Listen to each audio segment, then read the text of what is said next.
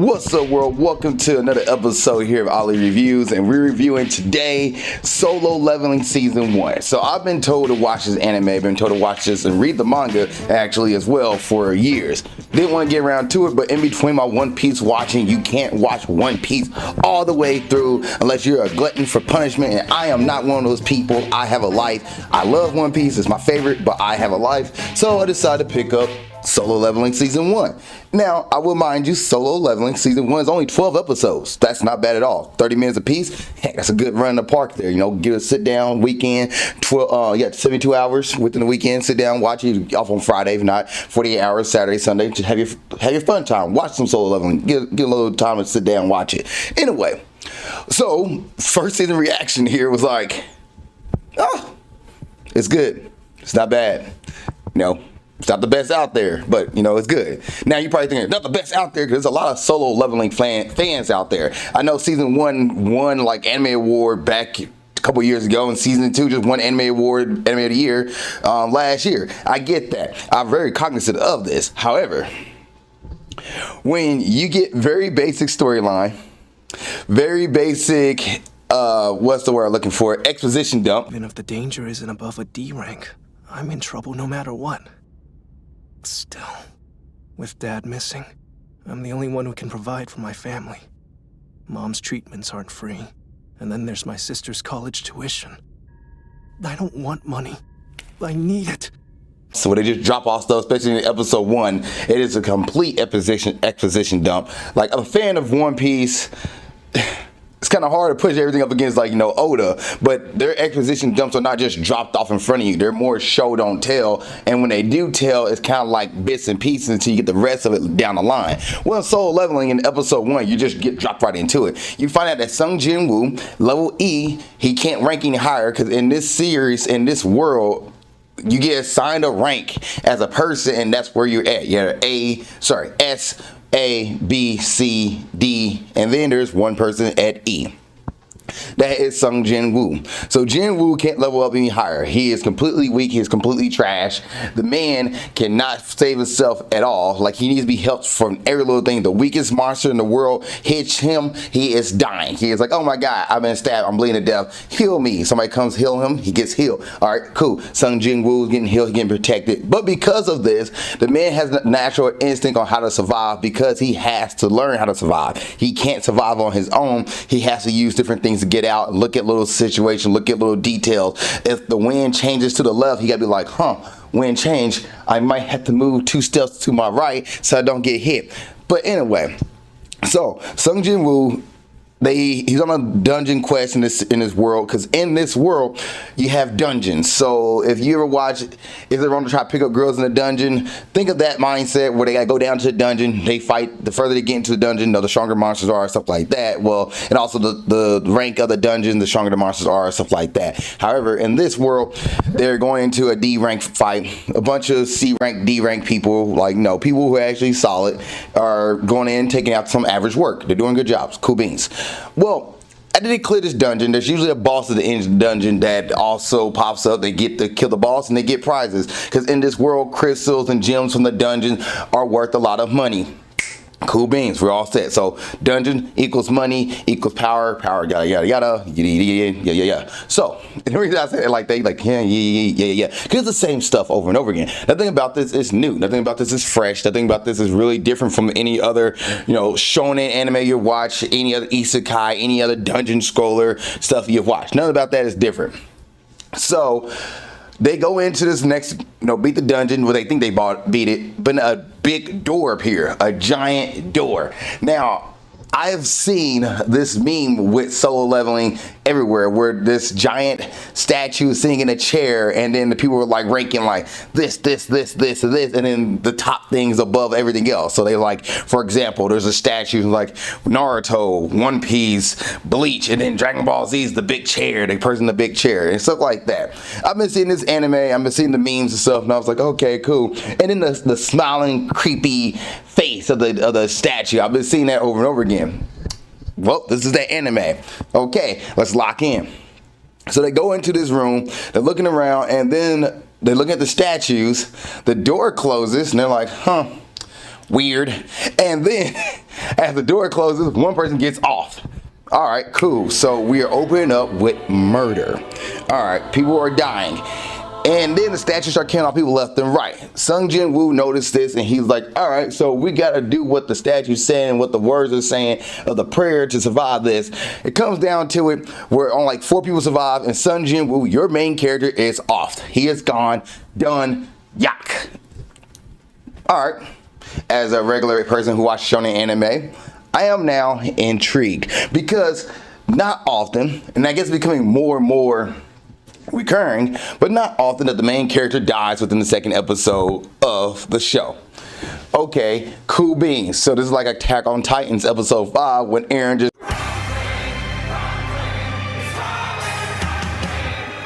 dies out of nowhere. You haven't seen Attack on Titan as a spoiler. Not surprised to show this is a spoiler warning, spoiler review.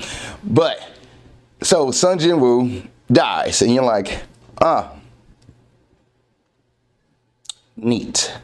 We pick up from that. The next place we pick up is the hospital. Because as Sung Jin was dying, a pop-up came up in front of his face that asked him, do he want to continue, or do he want to continue living, or want to continue further, or accept this, whatever this thing is.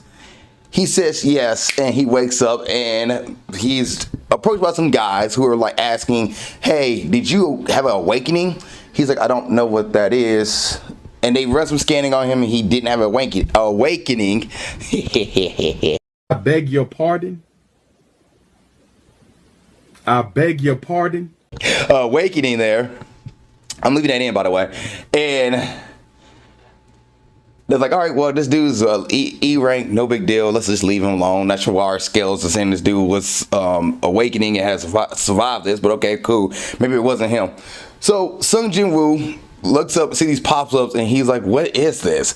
And he accepts this stuff, and by him accepting it, he starts learning how to get stronger. He has unlocked levels where he can level up. Solo leveling, because he's the only person who can level up. Now, what is Sung Jin Woo's reason for doing this? What is his reason for being a dungeon crawler? You know, he's one of the worst persons there. Well, his sister's in school, and his mom is sick, and his dad is nowhere to be found. So he's trying to raise up money to take care of his sister and his mom. Damn. I'm sorry.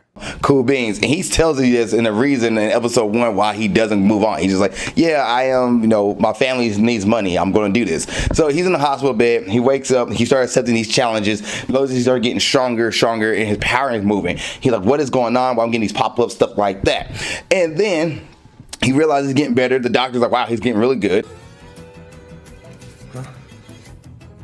I'm sorry. No, my fault entirely, so please don't be. His muscles are incredible. He decided to go test himself, and he joins in with another challenge, another dungeon challenge, and goes to do a raid to test his skills. Come to find out, the group he's with is a bunch of douchebags, and they're like, well, we're going to let Sung Jin Woo and Jin Ho, I believe his name is, I might have had it wrong there, let me double check that. See here, it is Jin Ho, my bad. Jin Ho decides to, him who's a rich guy. Jin Ho gets all his armor and stuff by his dad, but he's like a D level. He's not that strong. Anyway, Jin Woo and Jin Ho are now fighting for their lives against this giant ant. Not Hunter Chimera ants, just ants who are really tough. Okay, solo leveling, Jin Woo decides to just take on the beast by himself and defeats the dungeon boss. And he did that. The guys who put him in there came back and was like, oh, how did you defeat the dungeon boss by yourselves? Either one of y'all fake, or you guys are not, just got lucky. However, we want the money that's in here, all the jewels and stuff. So guess what? You guys better get off. Prepare yourself. All right, so the pop-up shows up and asks Jin Woo, do you want to kill? And Jin Woo's like, well, I have not done this before. And it's the system's like, either you do this or you die, pretty much. So Jin Woo's like, all right, fighting for my life. So he takes down all the bad guys who trying to take him and Jin Ho out. Jin Woo takes them down, and pretty much the dude's like, well, I am very no, my brother will come after you if you do this to me. And Sung Jin Woo was like, well, you came across us. This is your fault. Goodbye. Ended them all. survive. So now Sun Jin Woo is also a lot stronger, but he also got a companion, Jin Ho, who have seen Sun Jin Woo in action. Is like, dude, can I be with you? Can we work together on some stuff? And can we, kind of get stronger? We get more people. We can get them level up, get the money, and at the same time, you go ahead and get your level up stuff and get money for your family. Jin Woo was like, bet, I'll do it. Cool beans. So they go do this. They go take care of a bunch of other stuff. But then Jin Woo gets put into another dungeon raid with another group of people that he was in with the first ordeal back in episode 1 and 2. A couple of those people came back. They kind of felt guilty for leaving Jin Woo. Jin Woo was like, no, man, no big deal. And I want to make sure you guys survive. That's what happened. One of the girls that would like him wanted to take him on a date. Okay, cool beans. They got to go on that date. Now we have to get the chance to go on a date, hopefully after this dungeon raid. However, about this dungeon raid, they're with a bunch of criminals. Now, these criminals was brought in and are escorted by a guy named Kang. Kang's job is to assassinate these criminals because the guy who paid Kang to assassinate them, daughter was assaulted by these villains. All right, cool beans. Kang does the job. Clap, good job. Take care of the bad guys. We love that stuff. But then Kang is like, I don't just like to kill for vengeance or kill for vigilantism. No, I am a killer. I am an evil person. So the man goes in and takes out Jin Woo's friends. They don't get to say sorry to Jin Woo for what happened in episode 1 and 2. So Jin Woo sees this and Kang's like, well, y'all all saw the truth. I guess I got to take you out too. Jin Woo's like, all right, scrap. Battle, good fight, good animation. I will give the show props for that. Really good animation. Jin Woo takes out the bad guy named Kang. Kang is done. Jin Woo was like, all right, cool. And Kang's like, oh, you did get an awakening. You're like me. You're a killer. And Jin Woo was like, I don't want to be that guy, but that's what it takes to get stronger. I might have to become that guy. But also to add to this, when it comes to Jin Woo was like also noticing that if he keeps leveling up, he's losing himself more and more. Heck, the guy's voice even changed. That was one of the first things I knew about Jin Woo after this power up, that his voice changed. His voice went from like, oh no, I don't think I can do this, to I am the guy you will face and I will take you out right now. And all I have to show for it is a single E-rank essence stone. Then these must be my soldiers. The extraction can fail based on the strength of the target. So Jin Woo decides to, continue to get stronger, not take the dude's warning, but just kind of throw it to the side. And another guy from a different guild, the White Tiger Guild, decided to show up and approach Jin Woo and ask him to join their guild. Jin Woo was like, not really, but I will do some missions for you guys. Okay, cool beans. So in this world, there's 5 different guilds that controls like the dungeon scene, who goes into the dungeon, who does what. And if you're part of these guilds, you're kind of considered a top. There's a top guild, there's a weak guild, all that kind of stuff. Just classes, put people in, whatnot. Which will probably come in handy down in season 2 or 3 or wherever how long this series goes. Anyway, Jin Woo gets approached. Jin Woo's like, nah, but I am going to go and do one of your missions because I want a job change. He gets a job change ability. He goes, do this. When he goes on a job change ability or a job change, he goes into like a castle and fights a bunch of knights. One called Blood Red Knight named Idris, I believe his name is. He fights him. Good solid battle. Jin Woo barely comes out alive, but he does come out on top. And then after that, a bunch of other knights spawns, and he has to fight like 100 knights. Dude is getting beat up. He feels like he's about to die. He's talking to his inner monologue, who could possibly be some kind of like Bleach, what was it? Not the Espadas, but the opposite, the gold, not the demons. I can't think of their names right now. But if somebody out there is trying to shout at their screen. But anyway, the Ichigo, like the dark Ichigo that can take over, make him the mass version. The Ichigo is kind of like sitting there like this dark Ichigo, pretty much the dark side of him, saying like, oh, you're just a weak person. Look at that. Oh, the system must be saving you. Congrats. Because as Jin Woo's about to die, every day he has to do a side quest in a sense for the system. The system pops up, so you gotta do a challenge. If he doesn't do his challenge, his Duolingo, he's gonna get pretty much in trouble. He get penalized. And it happens to be, as he's about to die, he realizes before he starts the mission that, oh, I'm running out of time. I'll be able to get it done later. No big deal. Well, this mission went longer than he thought. So he's realizing as he's about to die, it pops up and say, you didn't finish your mission. Complete now. He goes, Yeah. So he completes the mission, gets stronger, comes back and takes out the 100 knights. And I'm just thinking up 100. It could be much more than that. And then becomes a necromancer. He is now the leader of the Blood Red Knights, Idris, and his spawn of knights.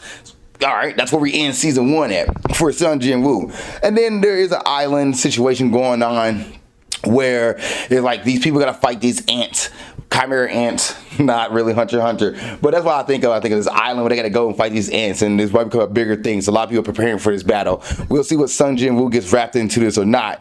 But season 1, you saw those 3 major fights in the beginning of it. It's okay. It's okay. It's a lot of exposition dumps, a lot of talking about like, this is what's going on, this is what's going on, and they're telling you what's happening versus not showing you what's happening, which is fine for an anime that was made back in, maybe 2000 or 1990s. But when you get into modern day anime, when a lot of animes are out there, a lot of stories are out there, you want to find a way to separate yourself from that. Like for example, One Piece.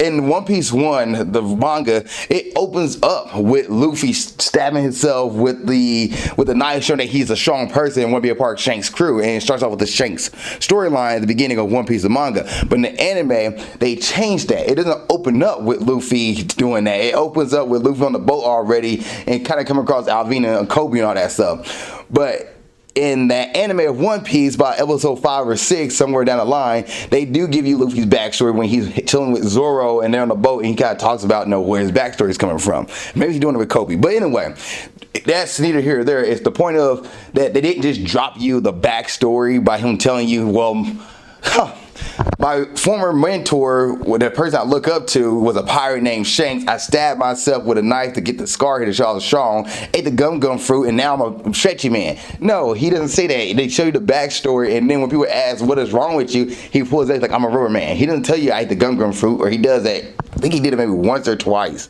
to maybe Nami. But anyway, he just didn't say, what do you want to move on, Luffy? Yeah, I want to move on because I want to become king of the pirates because I stabbed myself with a knife and I ate the gum fruit. I'm a stretchy man, and I am also trying to hang up to my mentor, Shanks, step up to him and be on his level, so that's why I'm doing this. No, he just did it, and then they tell you later. Solo Leveling could have done the same thing. You could have got a lot more from this when he decided to go say, hey, I'm going to go ahead and go through this dungeon. I know I'm a level E, but I'm going to break this, vote here and go into it and make sure that we all go further because I want the money. If he would have done that and then later on, as he's about to die, like, I can't die, have a flashback, and then he gets killed, that would be something else. And you'd be like, oh, shoot, we just lost the main guy who was really want to do this for his family versus the selfish reason of just money. So I would say the exposition in this show definitely does that. It's a little too much on the nose as far as that goes.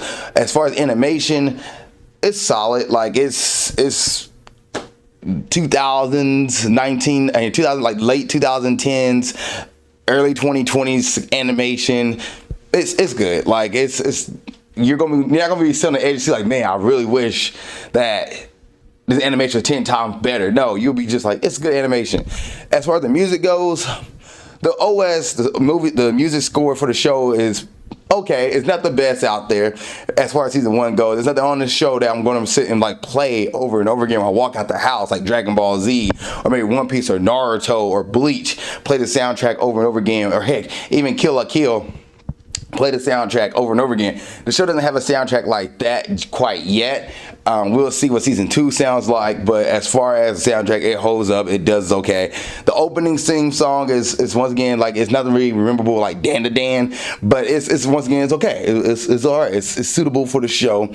Trying to think what else about this that I think of when I think of an anime and think of the words of Solo Leveling besides the storyline, the fighting is.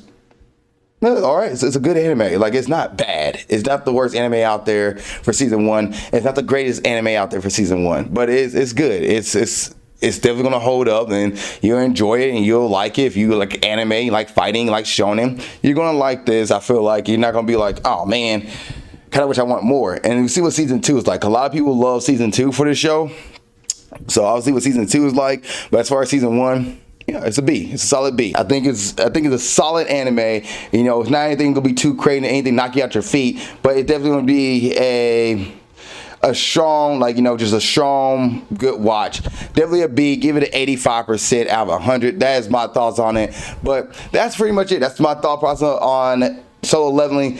What you guys think? Please put in the comment section below. I will see y'all in the next episode of Ali Reviews, and keep being awesome. Thank you so much for making it to the end of this video. I really appreciate that. Please don't forget to like, subscribe, and comment. If there's a review you want me to watch or do, let me know. Please put it in the comment section below this video. Also, you want to watch the last episode movie breakdowns, it's right there. Just gotta click on it and you'll be able to watch it. Thank you guys so much. I appreciate it. Love y'all, and keep being awesome.